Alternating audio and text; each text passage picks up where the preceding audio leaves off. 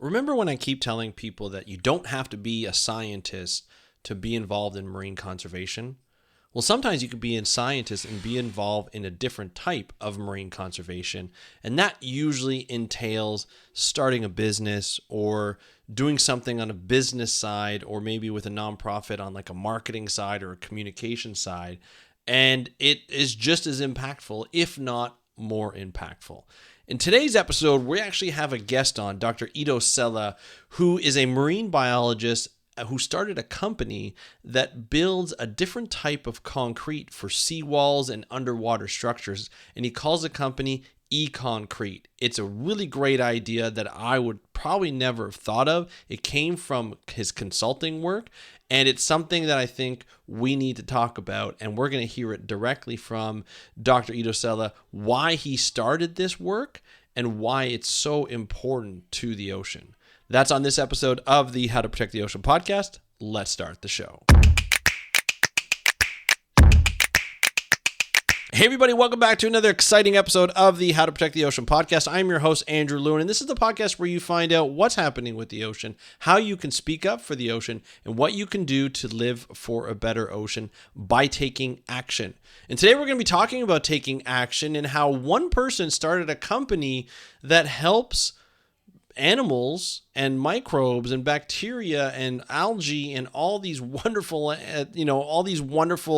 not necessarily animals, but bacteria and smaller microinvertebrates that live off of concrete, because the concrete is made of specific materials that allow these forms, that allow these bacteria, that allows these algae, that allows these plant materials, and maybe even corals to be able to live off of this concrete. It's called EConcrete. It's a company that was founded by Dr. Ido Sella from Israel.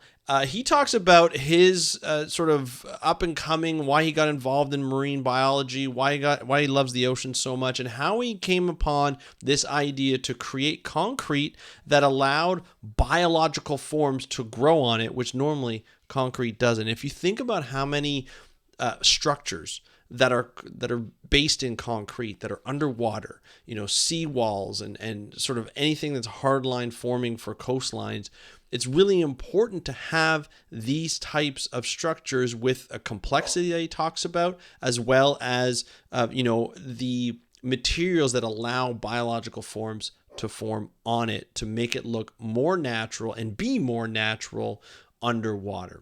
So let's get started with the interview. Here's the interview with Dr. Ido Sella. Enjoy, and I will talk to you after. Hi, Ido. Welcome to the How to Protect the Ocean podcast. Are you ready to talk about EConcrete? Hi, Andrew. Happy to be here and looking forward. This is awesome. I'm so excited about this because it's not often where I get to speak to not only a marine biologist, but an entrepreneur. And this is a very different type of of company that we're going to be talking about. We're going to be talking about concrete that's actually good for the environment. And I think a lot of people, including myself, we take for granted concrete and we see it everywhere, but we don't understand the ramifications it has on the environment, or the potential ramifications it has on the environment. We're going to talk about that. We're going to talk about, Ido, we're going to talk about your career as a marine biologist and what led you to start EConcrete and where you're at with the company, how it started and so forth, and the research that went by it and the application and all that wonderful stuff. But before we get to all the exciting stuff, and actually, let's just get into all the exciting stuff. Can you just let the audience know who you are and what you do? Yeah, sure. So I'm a marine biologist. Came from when I did my studies in the Department of Zoology in the Tel Aviv University in Israel, where I actually focused on corals and different life processes of corals and the way that they colonize structures and the way that the biomechanical properties of them. And my colleague Shemrita Kolfinkel was did her studies with me, and both of us came actually from the same lab, and together we funded EConcrete 10 years ago. That's amazing. So what got you interested in sort of marine biology in general? I was always fascinated with the sea, and from very early age, I spent a lot of time, in, exploring My Hmm. favorite books were Gerald Darrell and others, and that are focusing on really observing nature and look at the different properties and fascinating world as as as I grew up near the sea and spending so much time in tide pools and in rocky shorelines, it was very clear at the early age what I want to do and what I want to Hmm. focus on. Later on, I started to sail and interacted with different ways of interacting with the sea, and it was a very like a natural process for me to go through the university, go through life science, and then I did my master in ecology, Hmm. and did my PhD in marine biology. Quite the story. Growing up along the coast, getting to interact with the coastline in various different ways, from not only just kind of exploring in tide pools and so forth, but also sailing. I mean, that's quite the childhood. That's awesome. What was did were you always extremely like always I guess partial towards corals, or was that just something that you got interested in university? No, it's actually funny because in Israel, there is an obligatory service in the army. So Right. when I finished my service, I was 21, and basically I started to work as a first mate on a research vessel, Oh, okay. and which was amazing because I was basically a service provider to those Mm-hmm. professors that came from different universities and did a different type of research, from oceanography to chemical analysis to coral Mm-hmm. research. And in a way, it was like going into a conference and choosing and what actually interests you more. So naturally, I got more connected to the people that look Yeah. at physiology and study corals, etc. So that was my decision point. So there was a certain point that I left working on the boat and decided I'm going Mm-hmm. into the academy, which was also very weird because from being a colleague of those professors, I've become one of their students. Right. So it was a kind of a lesson in being humble and find your right Yeah. place and understand where you are in life. And that actually was the time when I met my colleague, the late Dr. Shemipel Finkel, when we started to work together in the lab, and actually we started our collaboration very early on when she was in her master and I was with my bachelor degree, and I basically Okay. we started to work together. Interesting. I kind of want to just go back to when you were on the ship and just after you left the service. A lot of the times, like I did the same job, very similar to what you did. I didn't go into the service, but I was a marine technician on a research vessel in Louisiana in the Gulf of Mexico, and I did very similar. We had different people, like different teams come on, you should say, or labs come on, and different professors and researchers, and they would do research on our boat, and I would handle a lot of the sort of the instrumentation and data collection and so forth. It, definitely I totally connect with you on how cool it was to just work on different projects and just kind of be exposed to the different ways you can do science. I thought it's such a great experience to do, and I highly recommend it to anybody who hasn't done it but is looking to get a career and doesn't know exactly where they want to go.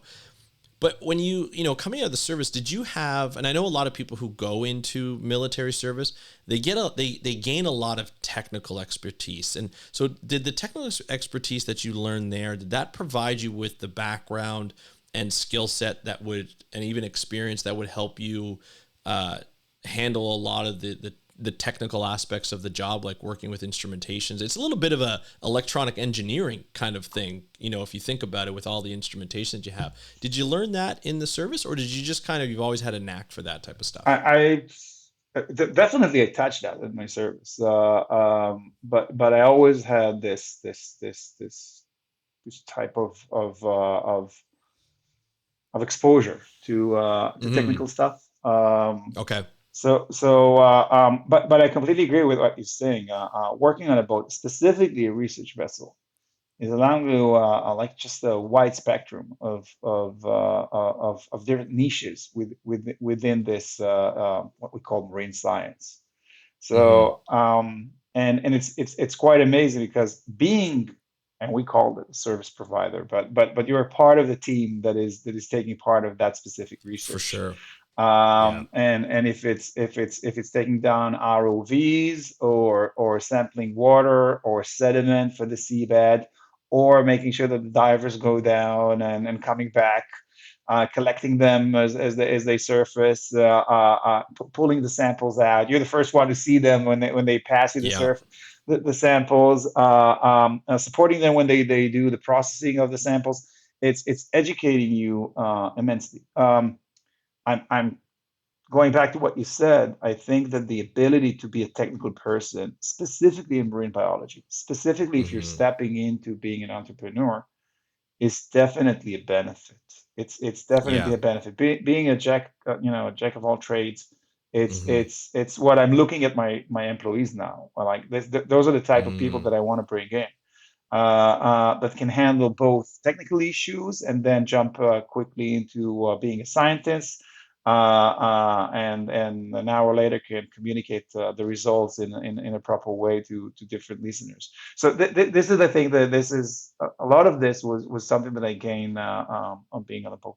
Is that something like would you recommend for people who are aspiring to be marine biologists? Would you recommend they try a job like are there a lot of research vessels in and around like Israel that do this type of work? Like was it a government ship or was it more of a It was a joint vessel that was managed by the consortium of universities. Oh, Um, okay. That's same with mine. That's so cool. That's what a coincidence. That's awesome. That's awesome. So if like you so would that be something you recommend? So like I have the benefit of having, listeners from all over the world. And so people who are listening to this in Israel and who may be looking for positions, is it difficult to get a position like that or even just to kind of get into marine biology as a career in Israel? So there's two things. First of all, in terms of research vessel, at the end, there's the Hmm. population in Israel is less than in New York. Right. Taking that into account, we don't have a lot of research vessels that are Mm, servicing the different universities. There's a couple of them, right. but in general, I would highly recommend for people Yeah. to explore that type of positions, and there are several opportunities, always opportunities around the world of vessels that are looking for crew, and it's a great opportunity. Jumping into marine biology, I think, Yeah. um, and I see it now. Um, Israel is an amazing, amazing platform for studying marine science, because Really? it's one of the only places in the world that in really in 4 hours you can jump from one of the richest tropical environment in the world, the Red Sea, Hmm. and explore temperate environment in the Mediterranean. So, for example, for Right. us, when we run experiments, and we have projects in the Bahamas and explore and other tropical areas. I can evaluate and I could test it in the Red Sea. It's like 3 hours drive from our lab. Right. And when I have a project in New York and I want to validate, in temperate condition, I can do it 20 minutes by bicycle from the lab. Wow. There's not a lot of places in the world that have this availability Hmm. of resources, of marine resources.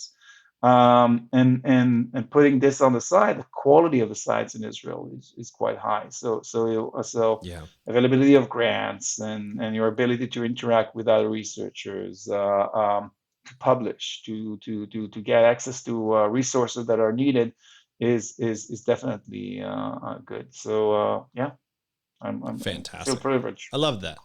I love listening to like how sort of the field of marine biology works in different countries. And Israel's not a country that I've had the opportunity to visit or know a lot about at this point. So it's kind of nice to get it from a person who's been there and lived it and so forth. So after you went to university, you did your marine biology degree.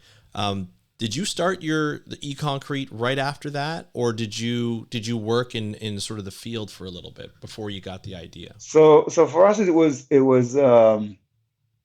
it was a unique situation because we at a certain point we it was very clear for both of us that we want to step out of the academy. Mm. And it was during that it basically we were at the point that we were studying the impact of man-made structures on the marine environment, um, focusing initially on artificial reef, then looking Mm. at infrastructure like jetties and piers and breakwaters and seawalls. Um, we developed this notion of there is a gap out there in the industry and of applicable tools that can be developed in the academy that can be used by the industry because for years people were what are the most common tools for marine biologists and for like zoologists? It will be zip ties because Yeah. because he's using them all the Big time. time. Yeah. Yeah, and it's going to be tiles, like different type of tiles that they hang. We Yes. hang them on rock, and we bolt it into rocks. Then we hang on Yep. piles, and we take to the lab, and we look at the. I can't even think about the number of tiles that I went through and explore under the stereoscope. So there's this knowledge that you generate, but it's not going into the industry. I'm still seeing people building in the same way, Mm. and as marine biologists, we're jumping into ports, and we actually can predict that we're going to see invasive species and low Yeah. biodiversity and poor water quality, and why the industry is not adopting this available knowledge Hmm. in the literature. And it's such a naive position because nobody in the industry is spending time in reading and address like what marine biologists are generating. Yeah. So we came out of the university with kind of vision and of bridging sustainability and development. Let's take this knowledge and let's find a way to tap into the industry. And that Hmm. was our first target. And we actually didn't thought about concrete, and we didn't touch concrete at the time. We were focusing on just working with large infrastructure project and give them the ecological consultant that we allowed to reduce their ecological footprint and maybe Right. harness them for providing ecosystem services. So we work with utility companies and we work with oil and gas. It was the era of the gas exploration in the Mediterranean. Right. So I was utilizing my knowledge in vessels and operating vessels, and we did the deep water analysis and surveys before drilling. Um, and that was the first 2 years after we jumped, we stepped out of the university. And at the time we had like very successful contracts with gas companies and utility companies that allowed us to work for several months, and then for the other time be quite flexible with our time, and we always had interns and we had students that were working for us. So we started to use that force, and that's what we like to do is the research. So explore Hmm. a different project that we call them side projects. Yeah. And at a certain point, we did a survey on a power plant, and we were diving along the seawalls of that power plant. And for us as marine biologists that deal with infrastructure, what Hmm. we see on concrete seawalls around the world is almost the same as I mentioned earlier, like very poor biodiversity, a lot of invasive Yeah. species. And we're like diving along this seawall, and suddenly we get into this very distinct line on the wall, and we're crossing, and we're doing on transects and on quadrats, which are the methodology of assessing Yep. biodiversity.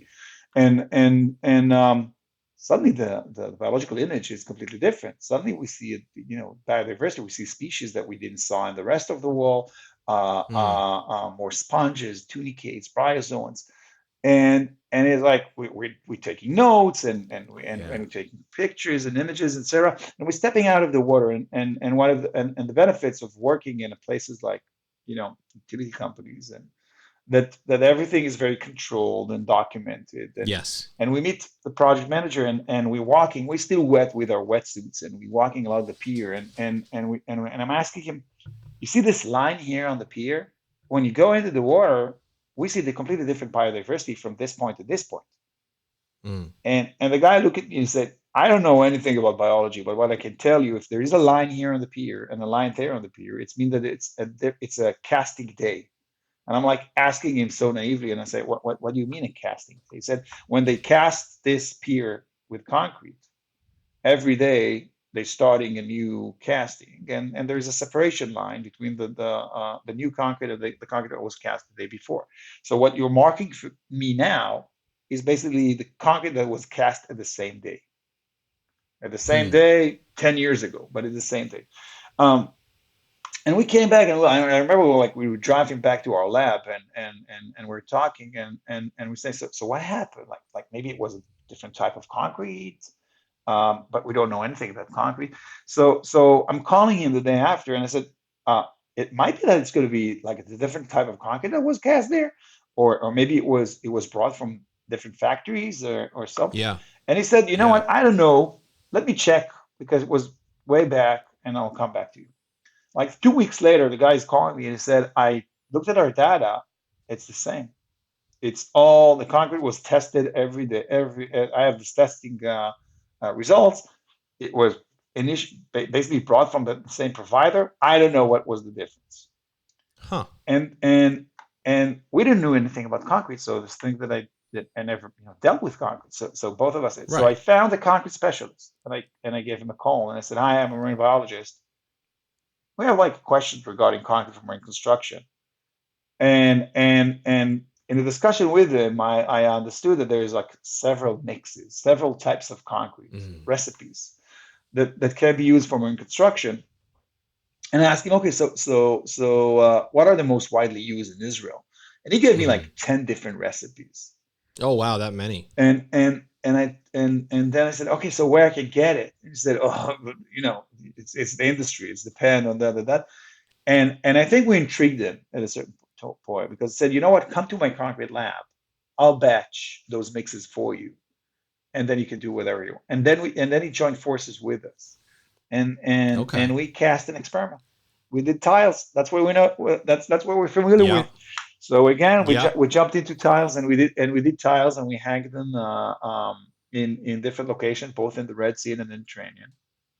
And very quickly we notice that a few of those mixes have a better recruitment of sessile organisms like corals, like Mm. oysters, barnacles, Yeah. and other than the rest in a statistically proven, statistically different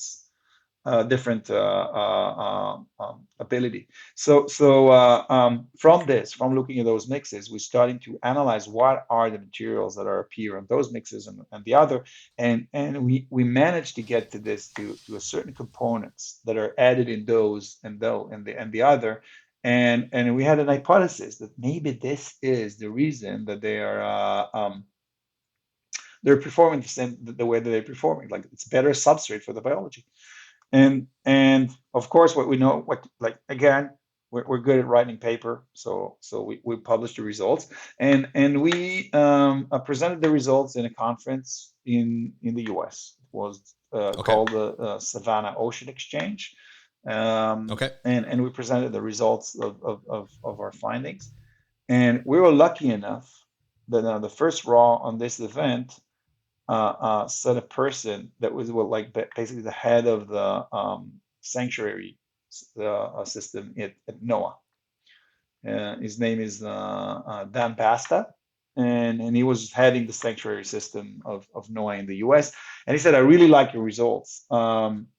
I don't know how I can support you, but maybe I'll if I provide you with access to all the federal ports in the U.S. and to NOAA's lab, will you be willing to come and run this experiments here? Because I want to understand the results. I want to see this." So we said Wow. immediately. We said yes, Yeah. and then we came back and we found basically our angel investors that invested in Yeah. us putting an experiment along the east coast of the Right. U.S.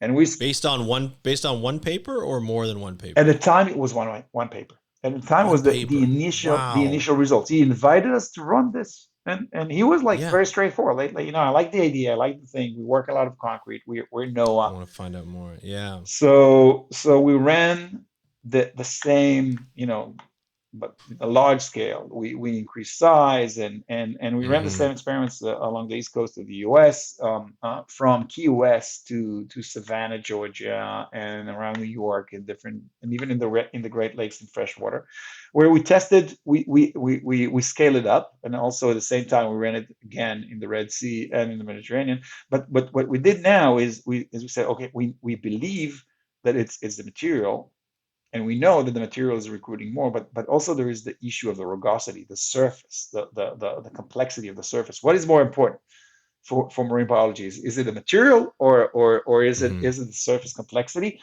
So we Right. added that factors into the experiments. And also what we did in this research, that we collected larvae of corals and bryozoans and barnacles and oysters, and we grew them in the lab on smooth pieces of concrete. And we checked Right. how the larvae are attaching and connecting and go through metamorphosis on the surface of the concrete. And we did that in the different sites where we ran also experiments in the water. And for 3 years, 2.5 years, every 3 months, we traveled and sleeping in the marine labs of along the coast, and collecting data. And the data was very, very clear that we figured out how can we increase biodiversity on concrete structures. So so that was the starting point. That was basically when we understood that we have a proof of concept, and we started Yeah. to apply the technology in small scale project like breakwaters, small portions of breakwaters, Yeah. small sea walls, etc. Um, and also starting to understand, it was very clear to us that like the amount of concrete in the water. I don't think people understand the Right. amount of concrete in the water. So 50% of world population resides along coastline. Those 50% are actually increasing in size twice as fast as the other Yep. half that live inland. And at the same time, we have sea level rise, increased storminess. So Mm-hmm. we're going through a massive, massive, massive process worldwide. It's called a coastal armoring, where we are rebuilding our waterfronts in a more robust and Yeah. strong to face the new challenges that the environment is putting. Um, so when you look at infrastructure worldwide, the most common material out there that is used for construction in the marine environment and also offshore is concrete. Hmm. 70% of coastal infrastructure worldwide are concrete based. This is the most available material on Earth after water. And it's actually an amazing material for marine construction because it's become harder, it's very robust. Can be years Yep. service life of 60 years to 120 years design life. So, but at the other end of this is usually those structures are associated with a negative impact on the marine environment, specifically with Yeah. Yep. sessile communities. Um, so there was this. Okay, what did we figure out a way to reduce the footprint? And yes, we figured it out. Now, how can we apply it into the industry? And unfortunately, our opportunities always come after disasters. So Superstorm Sandy did a huge damage to the northeast of the U.S. Yep. And at the time, we already had pilots in New York. We did pilots in Brooklyn Bridge Park, which is on piles that are supporting piers. We did a revetment with that technology, and suddenly there was a rethinking in the U.S. of how do we protect our waterfronts, Mm-hmm. and how do we build better, and in a more responsible and a holistic way that can address both social impact and ecology. And we were part of a group that actually jumped on this process. And this group actually now there's a project called Living Breakwaters that are it's a Yep. chain of 8 breakwaters that are protecting the tip of Staten Island, the town of Tottenville, that was severely damaged during Superstorm Sandy. And in this project, we actually incorporated ecological design and also the use of ecological of modified concrete, because our technology at the end is modifying the local concrete in a way that can allow it to better support recruitment, and by doing that, better have a better biodiversity. And this was the first project that actually for us was a flag project. And that's our story. Since then, we have more than 40 projects worldwide. We operate from three different hubs: Tel Aviv, Barcelona, and New York. And we basically So apply the cool. technology into construction. So we're not Yeah. dealing. We Our technology is we isolated those materials that are needed in the concrete mix in order basically to stop the leaching out of different components from the Yeah. from the mix out that is negatively affecting the biology. So what we're actually doing is we're sealing and we're stopping the leaching process. I always example my best example for people is when you're walking in your neighborhood and you see a freshly cast concrete, how long it will take for that concrete to grow mosses. Yeah. And usually the answer is years and years and years, and Mm-hmm. we're only going to see mosses growing on concrete after 30 or 20 years in outside. Why is it? Because mosses are actually sensitive to the chemistry of the concrete in a similar way to marine organisms. Right. So they need the leaching out of those components to stop before they can start to grow on it. So what we do is actually we seal the concrete and we control the leaching out early on, allowing those organisms to actually starting to settle and grow on the concrete really a month after casting the concrete. Um, so, so So you apply it before you put it in the water, and then you you put it in the water, right. right? So our technology at the end is based on two levels. One is like a salt and pepper, like powders that are added into the local concrete in a very small quantities, Yeah. and different agents that are applying on the mold or on the surface of the concrete in order to create a rugosity. One of the things that I didn't finish and I didn't mention is that when we analyze the results, we saw that both the material composition and the rugosity of the surface has an impact on the ability of the structure of the substrate to support biology. But when you couple them together, there is a trifecta effect. So you can push that biodiversity Wow. really, double and triple and etc. as opposed to a control. And the reason is super super simple. When you just deal with the material, you get more larvae, more babies of corals Mm-hmm. and oysters and barnacles and other attach themselves and go through metamorphosis on the surface of the substrate. But then you see in terms of survivorship, you'll see there, you might see a decrease after a while, just because they're exposed to predation and accumulation Yeah. of sediment on them and other factors. When Right. we basically change the surface of the concrete, create a more complex surface, we create micro niches. So Gotcha. the little larvae that is luckily connected to oil, a little overhang, will not be covered with sediment, and because it's a shaded area, algae will not grow on it, Right. and she's more protected from predation, so there's a better chance for it Right. to survive. So if you do both of them together, you get a better, on the long run, you get a better community. Yeah. Ridiculous. I kind of want to just go back because right from the get go, to be able, you don't see this often where you have marine biologists looking at these construction projects. Usually, it's engineers of some sort who are going down surveying, making sure that these seawalls or these structures are intact. Do they need restoration? Do they need some work on them? And so a lot of it's inspection things. But it just goes to show, when you have a marine biologist one or two go down and dive on these structures and be able to sort of make these observations of where are species present, where are species not present, and if there are species present, why are they there? It's just that biological curiosity that you probably wouldn't get from an engineer. You might, but you probably wouldn't get from an engineer.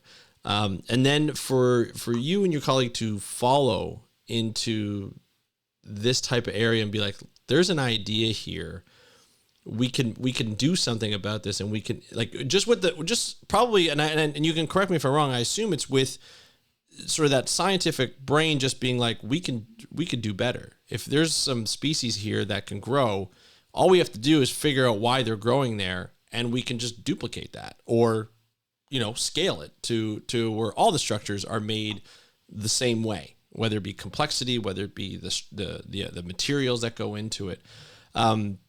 This is like, it's pretty brilliant for what you did, especially when as your marine biologist, being able to dive on these structures and be able to work with the construction companies about all this stuff. When you talk about the complexity of the tiles and the complexity of the concrete, normally when we think of like a seawall or a breakwater, or maybe even just a seawall, it's flat, right? Like, it's pretty smoothed out.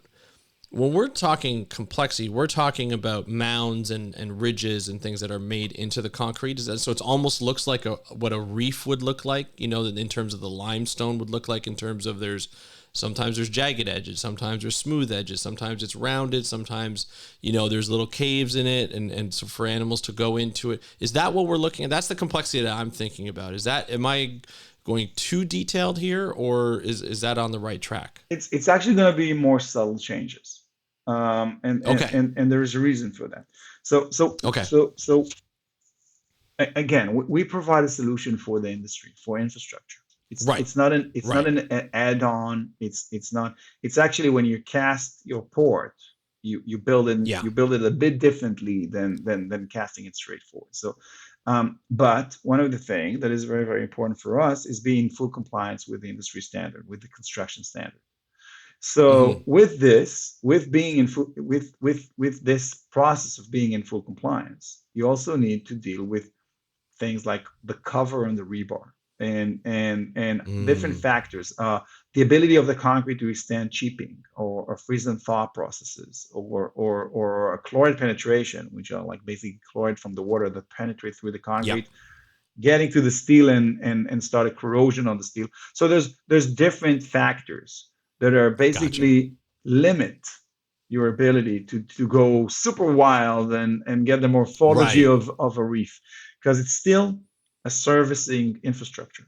Right. So the new piers at the port of Rotterdam are built with our technology, and in Spain, the largest fishing port in Europe, replaces seawalls with our technology, but at the same time, they're still servicing the fishing vessels, or the Right. commercial vessels that are docking in the port. So there are limitations that you need to work with. And again, this is what we do. We bridge between sustainability and development. This is our target. Yeah. So it's Yeah. affecting also what you can do. It's not that you build an artificial reef and you can go wild, completely wild, Right. and focusing only in the ecology. There's a balance here. Um, Yeah. Most of the project that we work on, has a 60 years design life, which means that everything is supposed to be Gotcha. functioning for 60 years. Gotcha. If we're dealing with the ones that are not 60 years, there's a few that are designed for 30-year design life, which in the Mm-hmm. past was quite common. Now most of the projects are designed for a longer life period, and Okay. now the new generation is designed for 120 years design life. The Wow. new dikes in the Netherlands, most of the ports that are now in construction are built for 100 years and more. Wow. That's insane. So the liability that is associated with that, and also the quality of Yeah. the Makes sense. construction, is completely different. Um, Marine construction is the most expensive construction out there. Yeah. So yeah, I so can see that. so there's a lot of this is also affecting the ability of the changes that we do when we are modifying a seawall.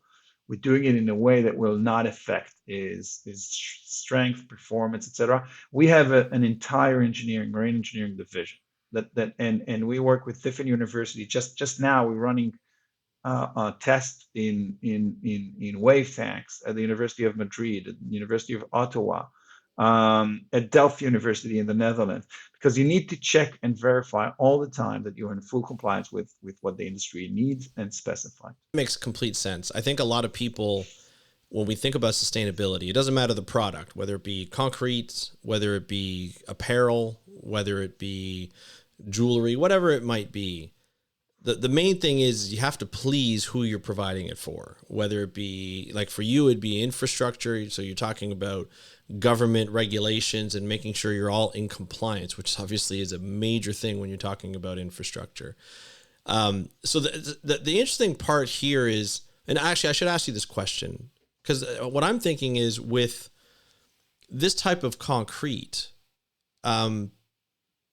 you don't want the focus like, do you want the focus to be on the biodiversity, or you're just saying this falls within compliance, maybe, within the budget range of these infrastructure projects, and on top of that, it provides the biodiversity that is needed for an ecosystem to function, for you not to affect the ecosystem? Is that sort of your sales pitch? So the environment piece comes afterwards, and the compliance and the regulations, like everything will fall into place. Everything will be perfect. It's just this added benefit for the environment will be added to this EConcrete. Is that sort of your not sales pitch, but sort of the benefits of this type of concrete? But there's a few. If you look at the British standard for in construction, which is Mm-hmm. like it's like the Bible of for Okay. engineers, um, since like I think 10 years ago, they changed the recommendation, and they said if you have fouling, fouling is the way that the engineers will address the biology they're growing on their structures. Right. Do not treat fouling on seawalls and pier piles, because seawalls and pier piles and breakwaters that have a fouling community or fouling on them basically Yeah. have a longer service life and Right. require less maintenance. Why is it? Ah. Super simple. It's because of bioprotection. The biology that grow on the surface of the concrete actually protect it. The biology that grow on steel pier piles protect it.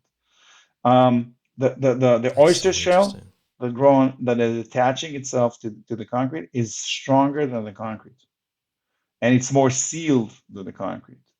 So you actually want to promote this. So this is one thing. As if you have an asset in the water, you want it to be covered with biology. It's your Yeah. interest. Now Yeah. the question is what type of biology.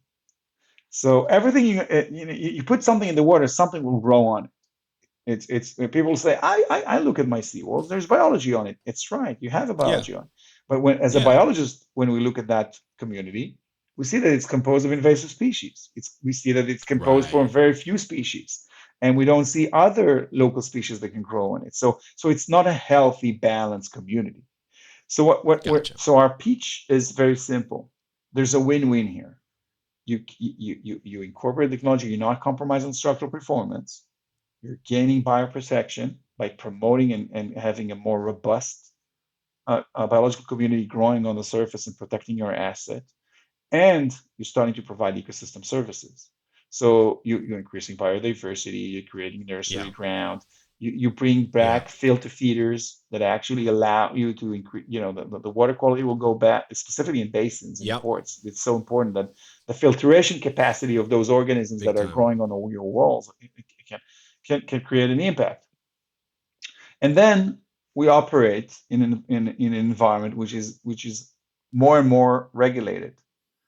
Yep. Our main market is Europe, North America, and the offshore. In all of them, there's environmental regulations. So when a developer is working on the waterfront, you need to be in compliance with different environmental Mm-hmm. requirements and sometimes even mitigation requirements. And there is a benefit of including environmental technologies when those entities need either to deal with mitigation costs or a longer permitting process or other. Yeah. So I must say that in the last few years, the industry has completely changed. Hmm. And you look now, you look at in the UK. I'm now in the UK. Right. The UK from November is passing, already passed the act, is going into active in November, that every Wow. coastal construction that is done on the waterfront, biodiversity will be measured before construction, and after construction, it needs to show at least 10% biodiversity uplift. Mm. Which think about it, a port will need to show that it is increasing biodiversity. Usually, what Yeah. we see is that after a construction project, the construction site will have around 60% less biodiversity than before. So Yeah, for it's a sure. completely change of methodology. Now suddenly, in order to be in compliance with those regulations, the port authorities, the waterfront developers need to go and look for new technologies. And it's exactly the same Yeah. process that you see, for example, with electric vehicles. The government says from that and that point of time, you will not be allowed to use diesel fuel or diesel engines or other engines. And this is what pushed forward the electric vehicles. So there is a process now happening on biodiversity, the same in a way, the same way.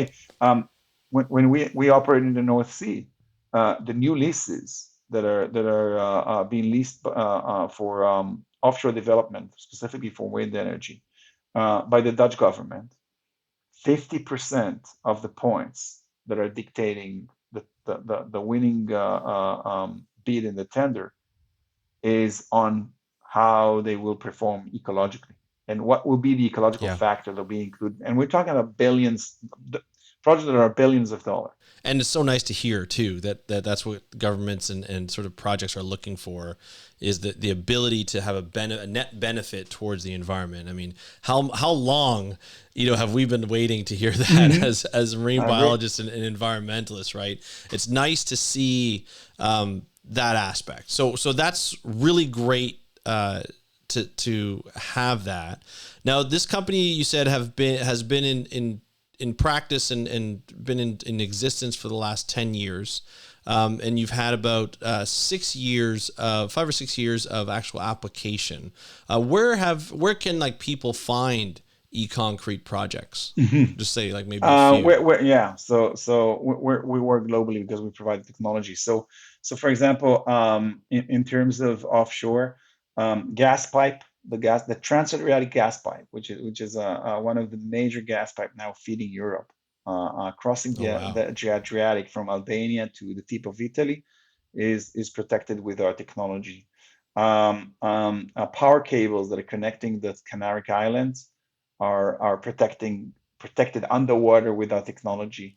As I mentioned earlier, breakwaters in Staten Island, the entrance channel to the port of San Diego, several projects around San Francisco. Now, Wow. several projects in Spain, Puerto Vigo, that I mentioned earlier, that is replacing its seawalls. Project in France, several projects in along the French coast on breakwaters and revetments. Hong Kong, we are being evaluated by the Hong Kong government for 4 years and found like a leading technology towards the Wow. upcoming land reclamation. This year, we're doing our first project in New Zealand on where the technology is Wow. incorporated on a project that is basically an infrastructure project for supporting a railroad that is running along the coast. Yeah, there's if you jump into our website, there's a map showing and giving information all the different projects. And there's something else that we put out there.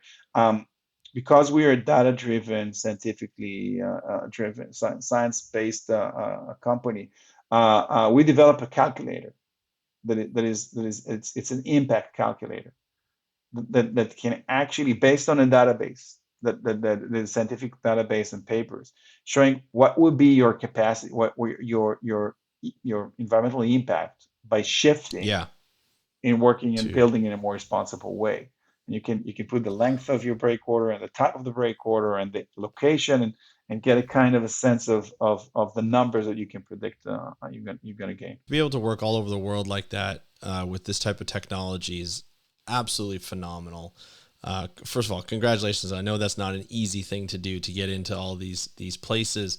It's fantastic. Now I have to ask, you started off as a marine biologist, and you still say you're a marine biologist, which I love because you are. When you first started off, did you ever think you would be at this point, like, managing and being the CEO of this multinational company that works all over the world and has this type of impact?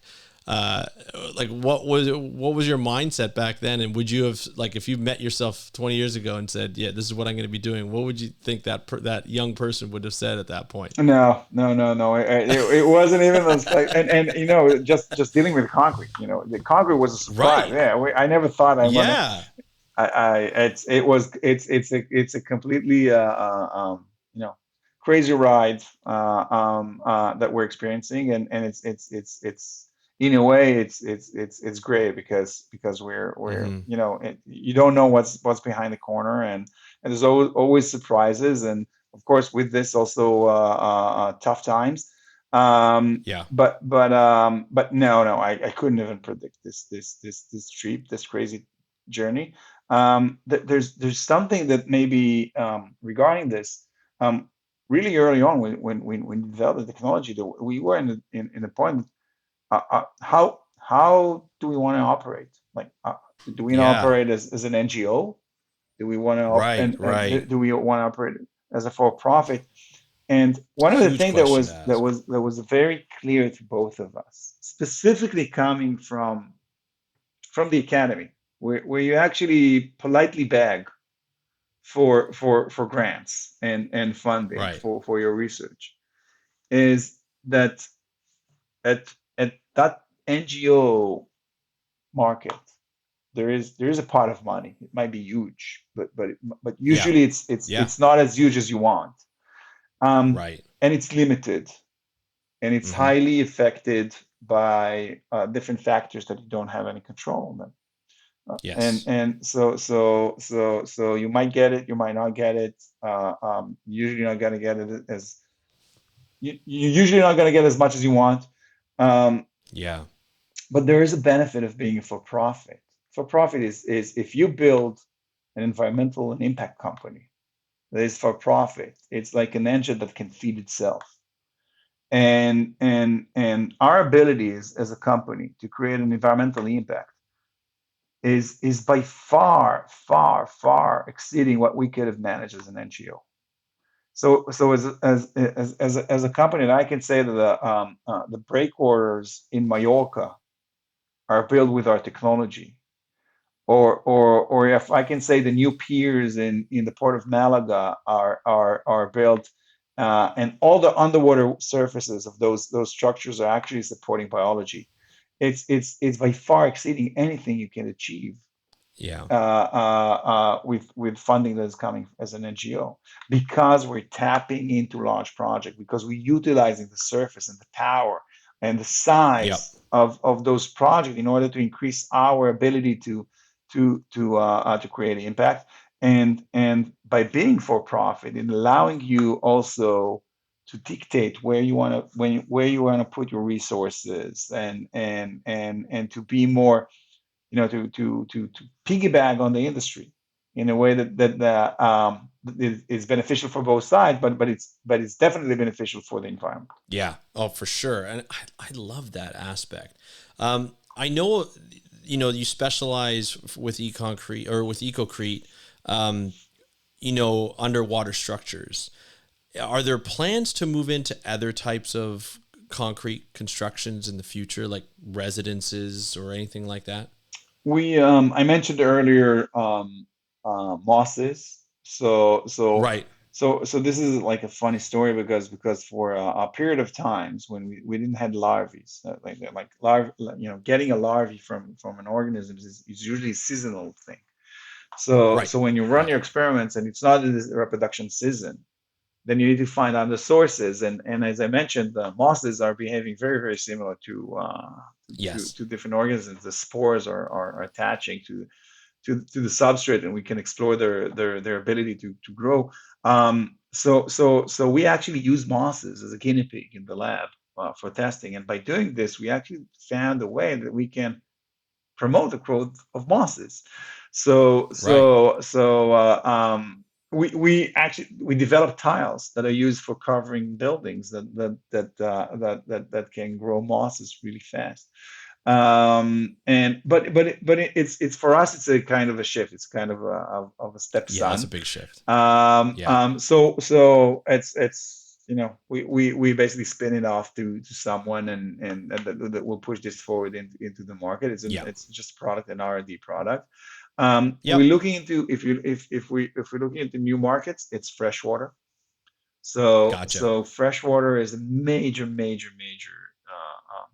freshwater ecology is a major issue in all over the world. Right. And those freshwater sources like waterways and rivers, etc., Mm-hmm. are highly disturbed, and usually have a lot of issues of invasive species, limited biodiversity, etc. Oh yeah. Um, we're in the process of R&D of expanding into those, Okay. and hopefully in the coming years we'll be able to provide solutions to those markets as well. I've one last question, or maybe two last questions, but a lot of people when they start off as marine biologists, I mean, you and I, it was our dream, right? It was absolutely our dream to become marine biologists, to do more research, to find out new things, and you definitely have been able to find out new things, not in a way in the biology aspect, but working with concrete. Uh, do you ever find that like you regret not staying in sort of more of a marine biology research field, or are you happy with the way you've been able to apply sort of the ways of reducing our impact and helping the ocean in general as a marine biologist? Like, do you regret going into this in a way? Not, I mean, you're successful and the company's doing well, and I'm sure there's ups and downs and everything, but do you wish like you had stayed as a marine biologist and done research and gone with grants and things like that? That's a great question, because once in a while I step into our biological department, and I see our head of biology sitting there with the team, and they're discussing the results from a monitoring that they did on Right. that and that project, and analysis of this, and I look at her and I said, I actually envy it you, because you actually have the position that I wanted, and we Yeah. created this position, then you took it, and then I'm dealing with insurance and clients Right. and Right. different. So definitely, maybe it's happening more often than I thought lately. Uh, but again, I think that once in a while, when you get to this, that when the project is ending and you're visiting the site and you see the size and you see the results, and so it's such a satisfying moment, Yeah. and you have this Yeah. 5 seconds of saying, "Wow, yeah, we did good here," Yeah. before you're going back to real life. So this is what drive me forward. But definitely, and I'm still trying to find the time to publish paper and to be a part of Right. the research, and we just we published a year and a half ago a beautiful paper with Nova University in Florida Oh, nice. on a study we did in Florida, and intertidal habitats, and we publish papers, with almost, I would say, one or two papers a year on the project we do, and I'm taking part of the writing and the analysis, and etc. Less on the monitoring, which I like, but Right. I have less time doing that, and but it's yeah, it's all about That's it's all awesome. about balance. You always want something that you don't have. Absolutely. Yeah, exactly. It's always greener on the other side. No pun Exactly. intended in this case. Um, One last question here. I have in our audience, there's a lot of young marine biologists, early career researchers, early career scientists, and they want, they're a lot of the people that I speak with and I interact with from the audience. They want to do science, they want to do research, but they also want to apply it in ways, that can help the planet. based on your experience, what advice would you give them to sort of follow that path? Because I'm sure a lot of them wouldn't have thought of, hey, concrete could be a way of helping save the environment. What would you sort of advise them in doing it? What would you recommend and suggest that they could do to help them lead them towards that path, whatever their path may be? I think it's be completely open-minded. Mm, And we managed to connect construction and marine biology. yeah, So it's if you find something that that is interesting, even if it's really not connected, if you at a certain point in your life think should I go to science or maybe to acting school? right, I right, promise you there is a middle way that you can do science yeah, in an acting school. That's what I'm saying. I truly believe in being an interdisciplinary. hmm, And if you don't know what is your path forward, just choose the one that you want to go forward with, even if they're not connected. And yeah. trust me, you'll find a way to connect them. Love that advice. I want to thank you so much for sharing your story, sharing your successes and the challenges you faced throughout your career. I'd love to have you come back on and discuss sort of any of the new technologies or new projects that you're working on, and sort of the ups and downs, more of the ups and downs of, what you have to go through as a business, as a business person, as a marine biologist, and so forth. This has just been captivating. So I appreciate you coming on the show and sharing with us all the wonderful things about EConcrete. I'm going to link to all of the links that you've provided me so that people can get more information and follow you and follow the company to get more information. So I do appreciate you coming on. Thank you so No, much. thank you, Andrew. It was a great discussion. I truly enjoy it.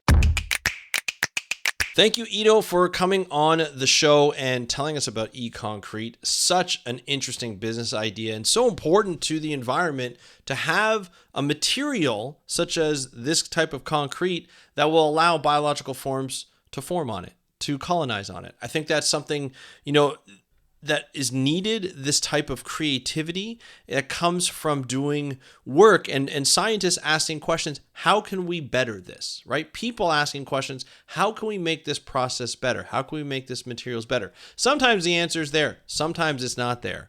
It's not always an easy thing. I'm sure coming up with EConcrete just from the beginnings of it is not an easy process to go through. And so we appreciate Dr. Ido Sella's work and his team's work and his continued work to put on these projects all over the world. If you want to get more information, I'm going to put on EConcrete, I'm going to put the links in the show notes. But if you go to EConcreteTech, that's tech.com. So econcretetech.com. You can go to the website. You can also look up the organization on Twitter. EConcrete L. You'll be able to find it. You can also find EConcrete on LinkedIn. But again, I'll put all these links in the show notes. You can check it out for yourself. I think this is a type of company that I like to align myself with. This is a type of company that is going to benefit the planet, benefit the ocean, and also be a company that makes some money, which I think is what we need. We need more sustainable companies. We need more companies that are going to challenge the status quo, be disruptors within their industry, and do some great things for the ocean. And Dr. Ido Sella definitely does it. So I'm so happy his team reached out to me to have Ido on. It was such a pleasure to have him on, and I can't wait to talk to him again, to have him back on to discuss more about his business, more about EConcrete, and how all these things get put into place. So it's going to be a very interesting discussion another time when we have him on. I want to thank you so much, everybody, for joining us. If you have any questions or comments about this show, feel free to reach out to me. You can reach out on Instagram at How to Protect the Ocean on Instagram. You can DM me, or you can reach out to me on Threads at How to Protect the Ocean. If you're on Threads, let me know how you're loving it, if you're loving it. And then if you want to share this with somebody you think is going to get inspired by this show, that particular episode, or you want somebody to know about this, feel free to do so on whatever app you're listening to. You can copy and paste the actual episode link and share it with a friend, share it with a family member, share it with a colleague, whoever you'd like. Share it with your enemies if you really want to. But I want you to be able to feel free to just do that, because it is for free and it helps us out a lot of times to expand our audience and to put us in front of people who may not have found us otherwise. So thank you so much for those of you who have already done so, and for those of you who are going to do so. We really appreciate it. And just thank you for being you and for listening to this episode and supporting the show for however long you've discovered it and however long you've been supporting it. I really appreciate it. I like to put a lot of work into this. My guests, like Ido, put a lot into coming on the show and giving a lot of value to you. So we appreciate the love that we receive back by listening to the show and sharing it. But other than that, I want to thank you so much for listening to this episode of the How to Protect the Ocean podcast. I'm your host, Andrew Lewin. Have a great day. Have a great weekend. We'll talk to you on Monday, and happy conservation.